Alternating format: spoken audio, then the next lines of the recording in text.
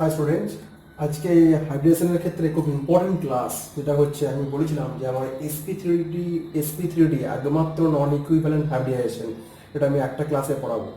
এটা আমি আগেই বলেছিলাম। আর বাকি যে সমস্ত হাইব্রিডাইজেশনগুলো ছিল সেগুলো সব কি ইকুইভ্যালেন্ট হাইব্রিডাইজেশন। এই কোশ্চেনও পরীক্ষায় আসে এমসিকিউ কোশ্চেনে যে কোনটা নন ইকুইভ্যালেন্ট হাইব্রিডাইজেশন, একমাত্র কোনটা এসপি থ্রি ডি, বাকি সব কি নন ইকুইভ্যালেন্ট হাইব্রিডাইজেশন। এখন এসপি থ্রি করানোর আগে আমি আগের দিন লাস্ট শেষ করেছিলাম sp3d2 আর d2sp3, এদের মধ্যে একটু পার্থক্যটা বলে দিই। দেখো sp3d2 সবসময় কি করে, আউটার অরবিটাল অক্টাটাল কমপ্লেক্স তৈরি করে অবভিয়াসলি, ওকে। আর d2sp3 সবসময় কি করে, inner orbital, generally inner orbital octahedral complex তৈরি করে।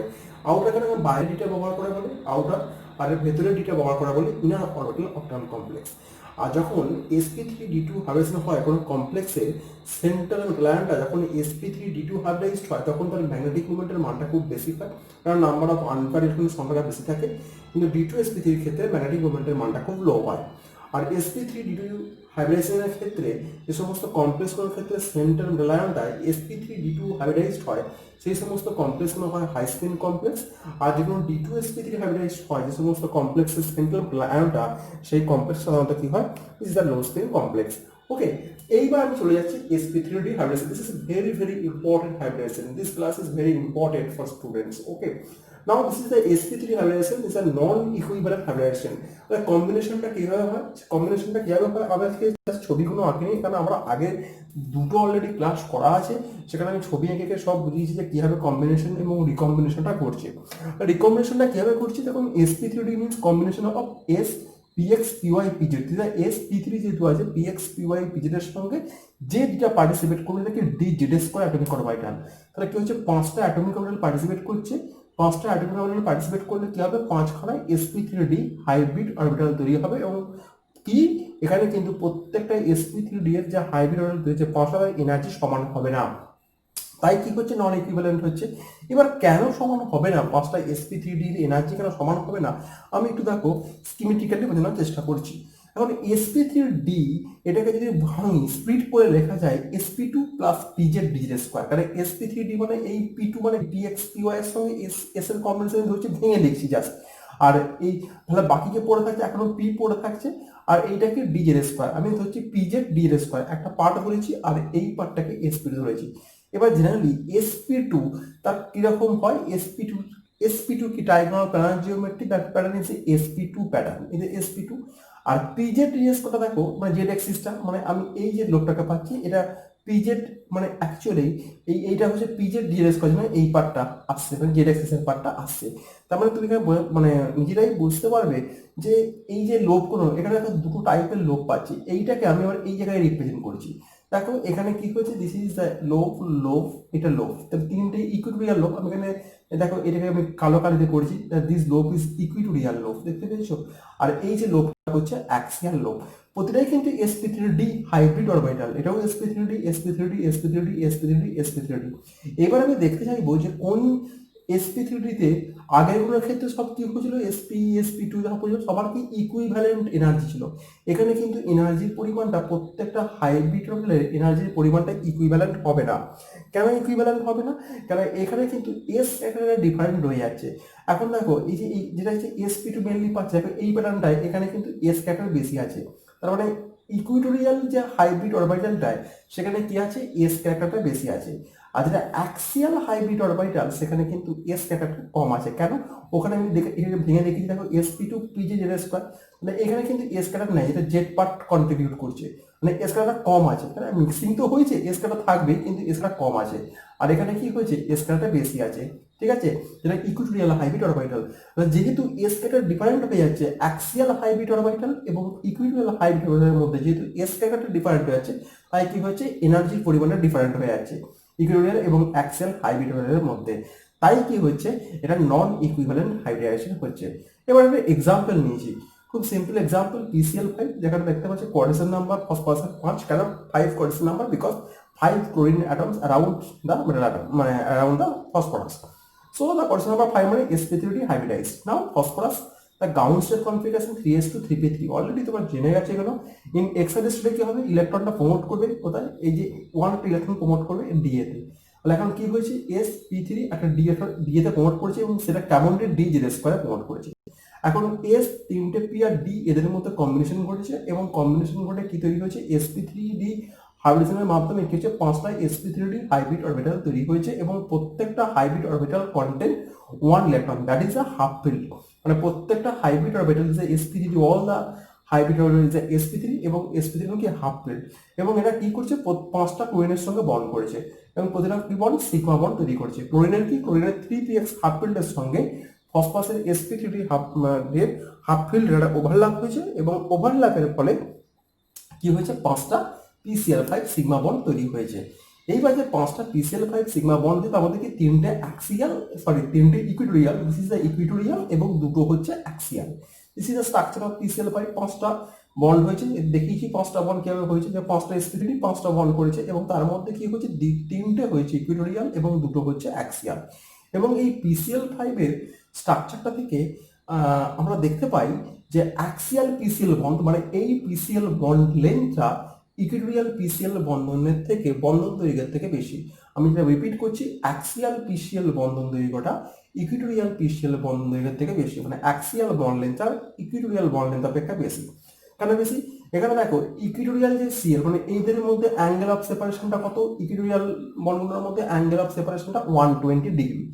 অ্যাক্সিয়ালের মধ্যে সেপারেশনটা কত, অ্যাক্সিয়ালের জন্য সেপারেশনটা 180 ডিগ্রি।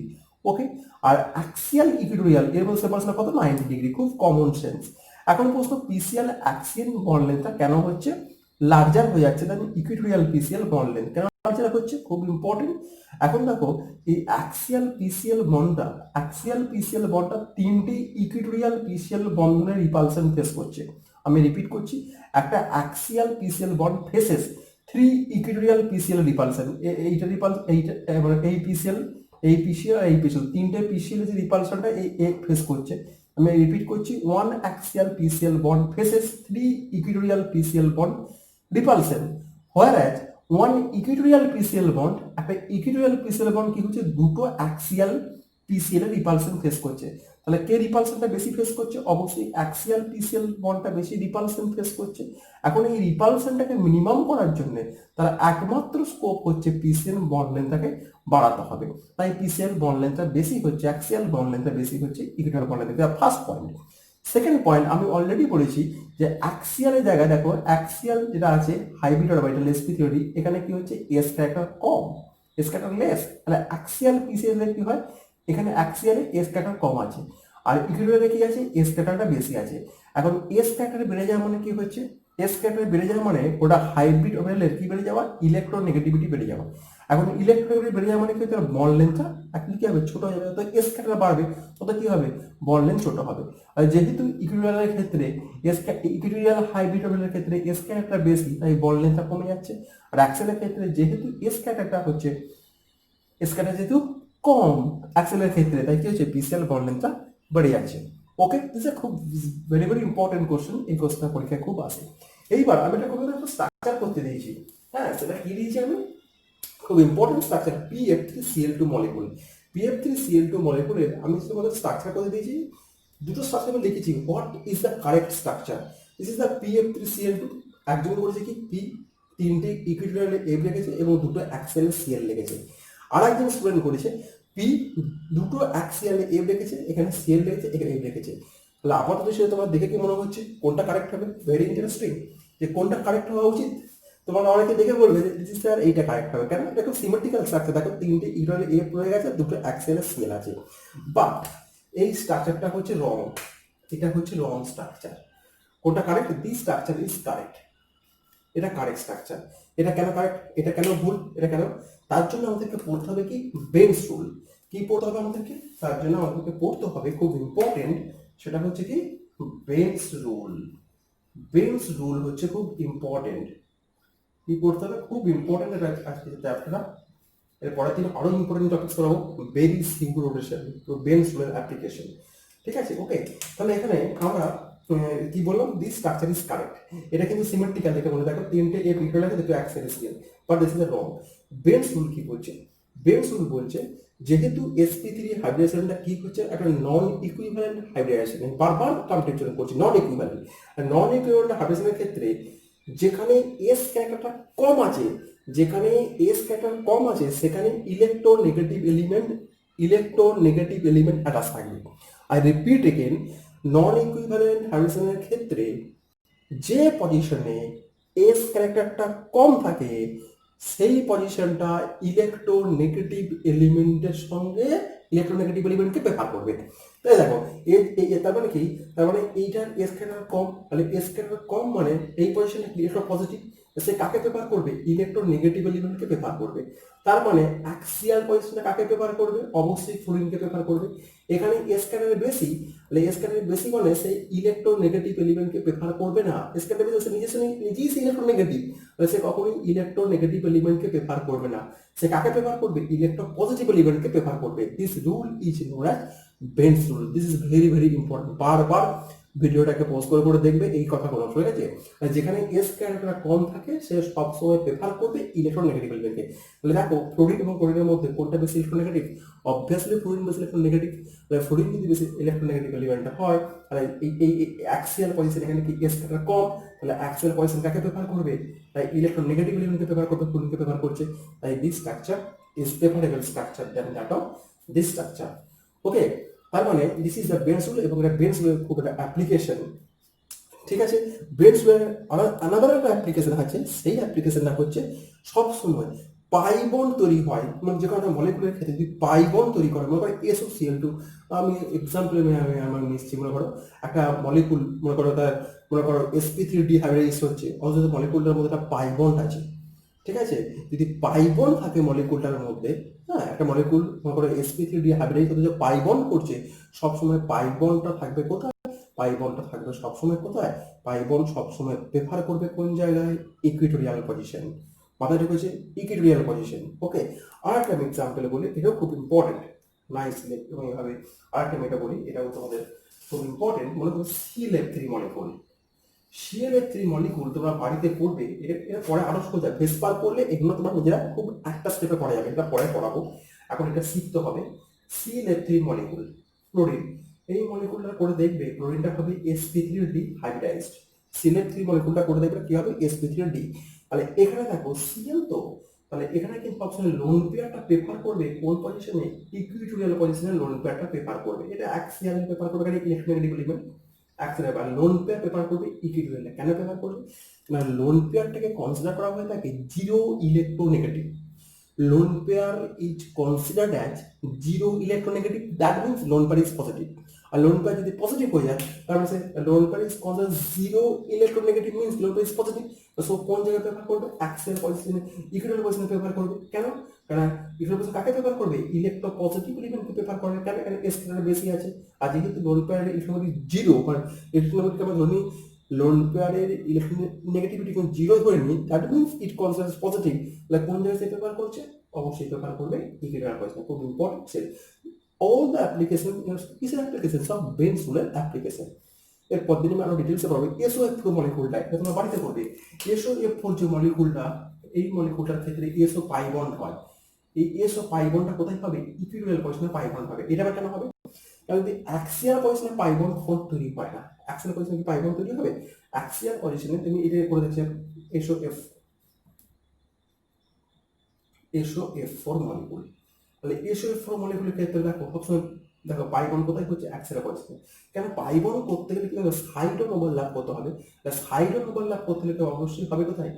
ইকুইটোরিয়াল পজিশনে ওভারল্যাপটা করতে হবে। আর পাই বন্ড কোথায় হয়? ইকুইটোরিয়াল পজিশনে হয়। অ্যাক্সিয়াল কখনো পাই বন্ড তৈরি হয় না। ওকে, তাহলে এইগুলো সবই হচ্ছে বেন্স রুলের অ্যাপ্লিকেশন। এর পরের দিন আমরা আনাদার ইম্পর্টেন্ট একটা টপিক পড়াবো, সেটা হচ্ছে very pseudo rotation. Very very important topic, মানে এরই অ্যাপ্লিকেশন।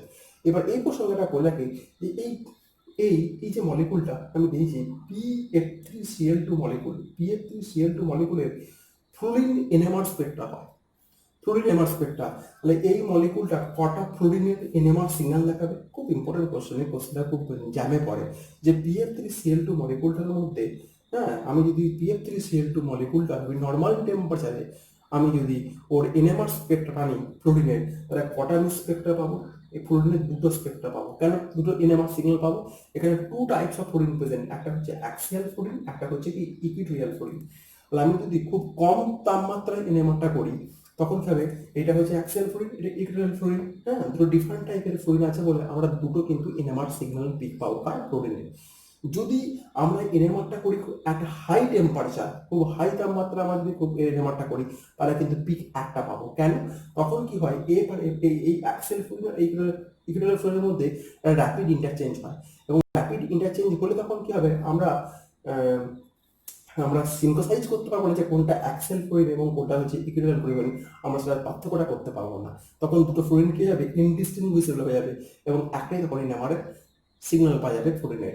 ওকে, এর পরের ডিটেলসে পড়াবো, এর পরের class is very very important, এর পরের ক্লাসটা, এবং সেই ক্লাসে আমি পড়াবো বেরিক সিঙ্ক্রোনাইজেশন। ওকে, আসলে এইটুকুন থাকুক। ওকে।